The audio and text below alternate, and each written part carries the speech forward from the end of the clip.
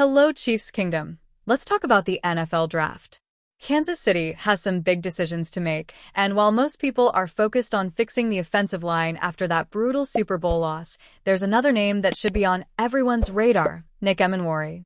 The South Carolina safety just put on a show at the NFL Combine, and his stock is skyrocketing.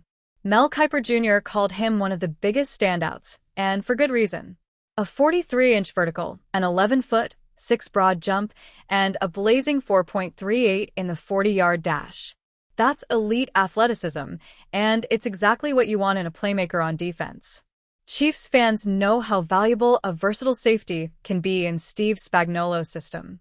Kansas City's secondary is already one of the best in the league, but imagine adding a player like Emenwari, a guy who can cover deep, fly downhill against the run, and make quarterbacks think twice before testing the middle of the field. He had 4 interceptions in 2024, proving he's not just an athlete, he's a playmaker. Now, the big question is whether he'll still be on the board when the Chiefs pick. Some mock drafts have him going in the top 20, while others suggest he could slip into the late first round. If Kansas City sees an opportunity, Brett Veach might have to make a move to go get him. The Chiefs have built this defense with young talent, and it's paying off. We saw how dominant they were last season. Adding a player like Emenwari could push them to another level. And let's be honest, the AFC is loaded with elite quarterbacks. You can never have too many weapons in the secondary. Of course, offensive line help is still a priority. Protecting Mahomes has to be the #1 goal. But in the draft, it's all about value.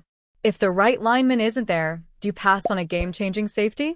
That's the kind of tough call the front office will have to make. So, what do you think, Chiefs Kingdom? Should Kansas City go all in on a top-tier safety like Emenwari?